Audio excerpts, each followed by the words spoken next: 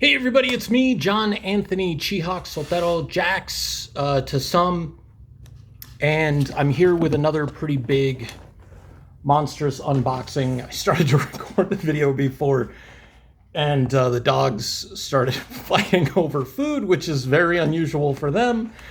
So I felt it might be necessary to stop the video and start it over, but I haven't pulled this out yet. This is another really important unboxing because while the last one that I did, the Akira unboxing, has so much to do with why I want to get into animation and character design and concept design and things like that.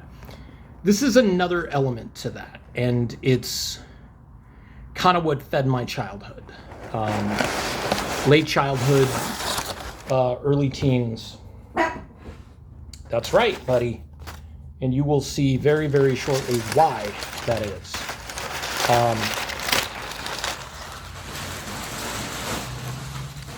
This is extremely well packaged, which I'm very, very happy about, because this is, again, an extremely important piece. It's kind of like when I get my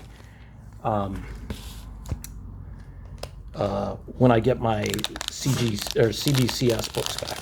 They pack them extremely well, or the books printed out and they come in. You know, they're packed extremely well. So here we go.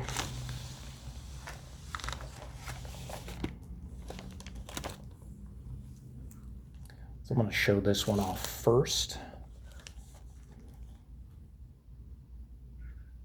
This is so awesome. So this is a genuine Batman the Animated Series from the New Adventures of Batman and Robin, once they changed the designs of the characters a little bit. Mr. Freeze cell with a laser background. And you can see right here, there's that Warner Brothers sticker, so that came directly from Warner Brothers.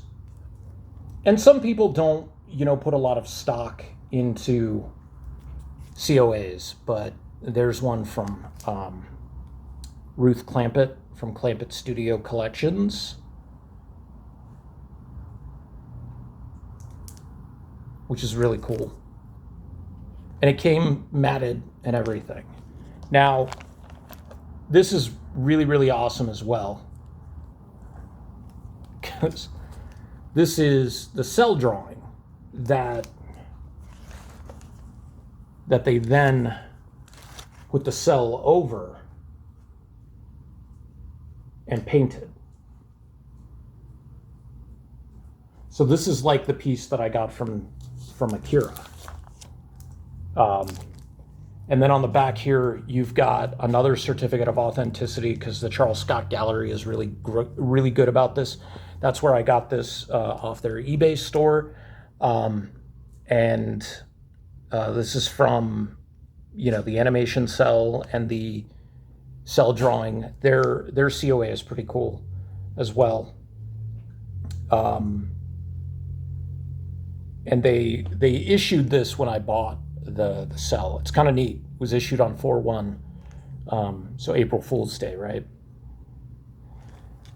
I am so super stoked to have this, and you couldn't make it out in the pictures on eBay, but there are some faint blue lines on here where you weren't going to catch a lot of the detail, right? So they did the blue line, and then they did the tight pencil on top of it,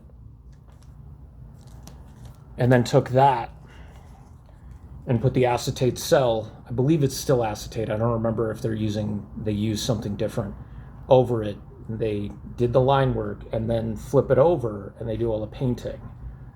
So it's almost like a reverse image when they're doing all the painting and stuff like that on the cells. But a lot of 2D stuff, they don't do cell work anymore. It's 2D, but a lot of it is just done with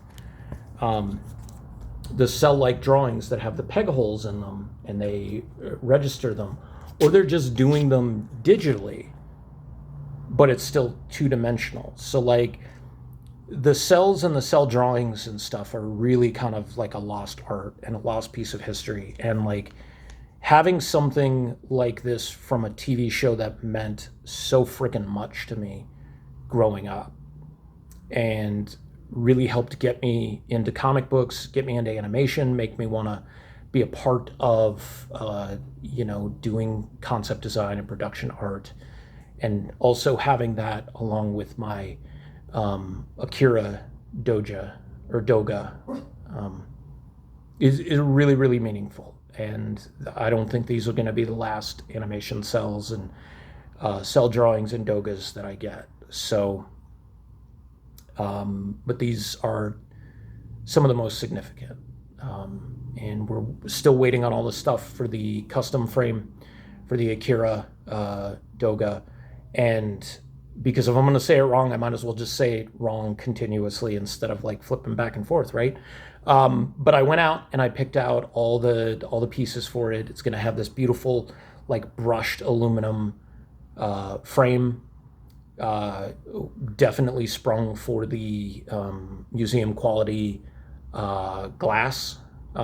Didn't do the acrylic because the acrylic would have made it like almost made the glass double price. But you can be able to like take it out. So one of these days when I can't afford the acrylic, we can do that, and just have that switched out. That's right? You want to see that. And so that'll be by the end of this month. We should be able to do that. And I'll show that off when we get back with it. But anyways, thank you guys for tuning in. Hope you enjoyed it. These pieces are super significant. Charles Scott Gallery online, and also been on eBay. If you go to their gallery store, like you're paying whatever they're charging, but a lot of the BTAS stuff on their eBay store, they've started discounting, and I made an offer on this below what their discount already was, and they accepted it. And so, like, what do I care if it takes an extra week for them to ship it out? Like, I got it at an amazing price. And it's, these things are, I don't even care. Like, the whole thing is like when I was doing the custom framing for the Akira piece, the woman at the frame store was like, so is this expected to go up in value? And I was like, probably. I mean, these are literal one-of-a-kind pieces that form out the animation, and she knows what animation cells are and stuff like that. But I'm like, I would expect it to go back up in value because things have like dropped a lot in the last couple of years. Comic books and video games and stuff like that. All the prices are starting to come back down, which for buyers and for collectors, that's great. For sellers, it's not necessarily the greatest thing, but they'll eventually go back up. These are, like highly sought after for these specific shows and movies, but I'm not getting the custom framing or paying the higher price for the custom framing in the museum quality glass or the museum quality acrylic because it is expected to go up in value. Like, this is history for me, right? Like, this is an extremely amazing thing to own. For me, this is like having, the costume of a movie character, and you have a piece of the costume. That's history, right? Like, this is the same thing. Like, if you have the original film that went through the camera that was filming things like The Godfather, same thing to me. And it's an instant in time where you barely notice it on screen. But to me, that instant is forever. And that's what's so significant for me. The presentation that they sent these out in is tremendous. And these are also really, really amazing. So like, if I get a chance to go to a convention where like Bruce Timm or Kevin Altieri or Paul Dini, I can take these and then just have them sign along the matting. With the Akira piece, I doubt I will ever get to meet Katsuhiro Otomo. But if I might be tempted to take it out of the frame to have him sign it if that were the case, just because of how significant that is. But we'll see. And again, thank you for tuning in. Hope you enjoyed it. Things like this are really important to me. They're important to not just animation history, not just to television history, not just to movie history, but to history. And having a piece of history is just an amazing feeling. I'm gonna have a multi-part series restoring a comic book. I've already filmed like the first 3 parts to it, and I don't know how many parts it'll be, but I'll probably release them in individual parts, so they're gonna vary in length. And then I'm gonna do my best to stitch them all together, and then release it as one video.